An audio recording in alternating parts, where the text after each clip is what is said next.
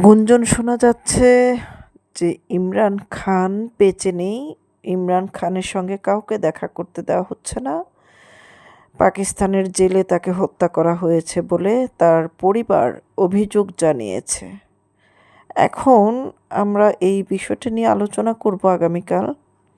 তবে পাকিস্তানের দ্বারা যে সব কিছু সম্ভব, পাকিস্তানের যে একটি জনগোষ্ঠী আছে যারা সংখ্যাগরিষ্ঠ, তারা প্রতিহিংসা এবং অকারণে ধর্মীয় ঘৃণা এবং তাদের আধিপত্যের ঘৃণা, তাদের ভিতরে ঘৃণা ছাড়া আর কিছু নাই।